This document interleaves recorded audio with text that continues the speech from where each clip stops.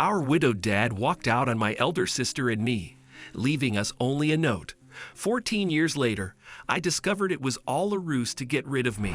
I don't remember much about those days, but I believe I was 7 when Dad told me Mom had died.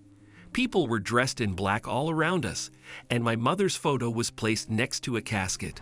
I was sitting with my older sister, Aurora, licking a candy, unbothered that the most special woman of my life was never coming back. I was a child then. Could you really blame me for being so relaxed? Before we continue, please take some time to subscribe to Dailydose, like and share this video with your friends. It might brighten their day and inspire them to do good. Also keep watching because an important lesson awaits at the end of the video. Anyway, even without Mom, life wasn't so bad. Dad was there, and so was Aurora. She was always cold to me, but she shared her pizza and ice cream with me, so I don't think I could call her bad. But I didn't realize back then that people could be bad even when they shared their pizza and ice cream with you. They could be bad even though they said they loved you and would look after you. Pearl, get up. He's gone. Dad's gone. Aurora stormed into my room early morning with a note, and I frowned. It was a Sunday, and I wanted to sleep more. I was 8 then. It was a year after Mom's death. Aurora and I had decided the night before that we would have pancakes with maple syrup for breakfast and pizza for Sunday dinner. But we had none of it. I'm sorry I'm doing this, girls. Please don't hate me for this. I still love you both very much, but I don't think I can carry on with things like this. I hope you forgive me and live good lives. I'm sorry I couldn't look after you. Dad. Dad's not coming back, Aurora. My eyes were wet. He left us too, just like Mommy. Aurora wasn't the best sister by all means, but she wasn't the worst either. She gently wrapped her arms around me and said, "Look, Pearl, we need to move on with life. We'll get through it, okay? There's something else you should know." Aurora was 20 years old then. Yes, we had a significant age difference. She was older. She had seen the world more, so I trusted her blindly, which I shouldn't have. Dad, he left because, continued Aurora, he was a coward. I miss Mom, I said quietly, sniffing. Will you leave me too, Aurora? No, Aurora had said confidently. I would never leave you, Pearl. I don't like you well because you're annoying. That doesn't mean I hate you. I remember that moment very clearly. I had felt such warmth in Aurora's hug that morning. It was the first time I had felt safe in someone's hug after Mom's death. But I was wrong, very wrong. A few days later, I was placed in a shelter because our relatives didn't want to be involved in my care, and Aurora had to leave the city to earn a living. I'm not sure when I'll be back, Pearl, but hang in there. It gets better. I will try my best to get you out of here, okay? 2 years passed. Aurora only came to see me occasionally, and whenever she did, she was very cold to me.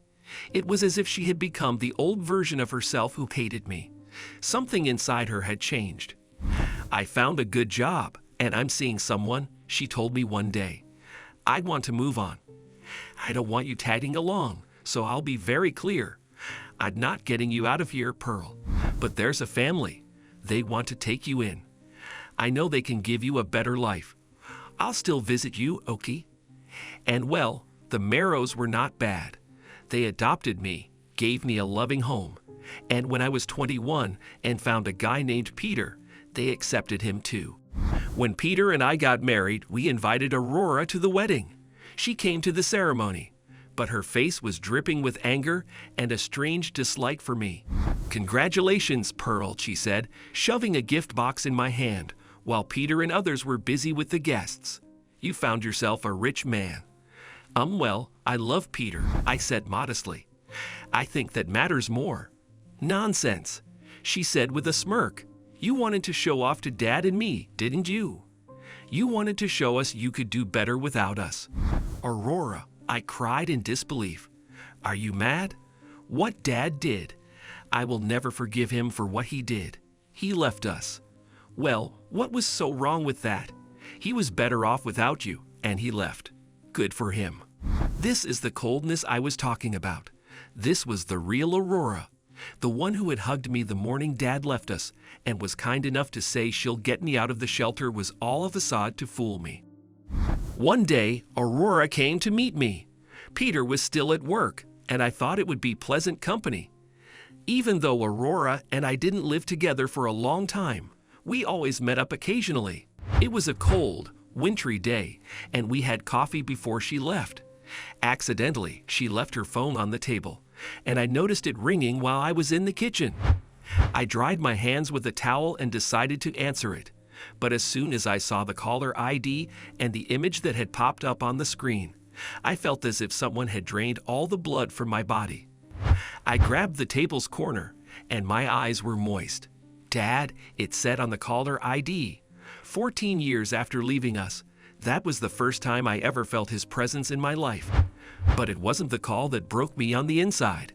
I checked Aurora's phone. I checked her messages. Luckily, or maybe, unfortunately, her phone didn't have a lock. I was so hurt when I found out what Dad had done. He and my sister were very much in touch. They had talked to each other every day, every single day, for 14 years. Why? I was crying as I scrolled through the messages. Why did you guys do this to me? Right then, Aurora walked in. Hey Pearl, I think I left my phone. What are you doing? She snatched the phone from my grasp. So how's Dad, Aurora? I asked her bluntly. Seems like he didn't really leave us. He left me, didn't he? Aurora looked really pale. Well, I don't want to say anything. How about you go ask him? And she left. Well, I would ask him. I would ask him why he did that the very next day. Aurora didn't know I had texted him through her phone, asked him to come to a cafe, and deleted the message before she took away the phone. The next day, I met with him. Hi, Dad, I said as I joined him at the cafe. It's been a long time. You? He looked shocked. You thought it would be Aurora, right? I said, well, that's a long story. I just want to know why you left me. I read Aurora's messages last night. I know you two have been talking to each other all this while. I don't want to talk to you, Pearl. The very simple reason is you're not my child. He said, unfazed. Your mother cheated on me, and I was so angry that I didn't want you in my life. That's why I left you. Also, let me hurt you a bit more. Your mother hurt me, so you deserve it. That note I left. I asked Aurora to write it. We both hated you after discovering the truth about you, so we left you. Your mother's friend told me the truth when you were 8. I secretly took a DNA test with you, and it was confirmed. What a mess it would have been to kick out a little child. People would question us, so we chose to get rid of you in a way that nobody would know. And well, we did. I was devastated. At home, I cried in Peter's arms and told him everything. We wanted to adopt children because we could not conceive, but after listening to what Dad said, I was scared. I was worried I would leave my adopted children because I might not love them. At that point, Peter held my hands and said, we'll love them, Pearl. We will love our kids. Your dad was a jerk. He was never a parent, and your sister, well, I am sorry you never felt loved. I will give you all that love and more. Let's have children, Pearl. You deserve to be loved, and our children and I will love you. This was, I don't know how many years ago. Hello, I am Pearl, and I'm 54 years old. My twin daughters, whom Peter and I adopted, are married and have their own families. I am swimming in babies as they're both pregnant again. I became a mother. I will become a grandmother again soon, and I hope I become a great-grandmother too. Every morning, my husband Peter kisses me on the cheek when I wake up, and he and my children make me feel loved. I have a lot of love around me, so much love that sometimes it makes my heart explode with happiness. I sometimes cry, thanking God for all that love. Don't worry if you are unloved. You'll find the right person soon, just like I did.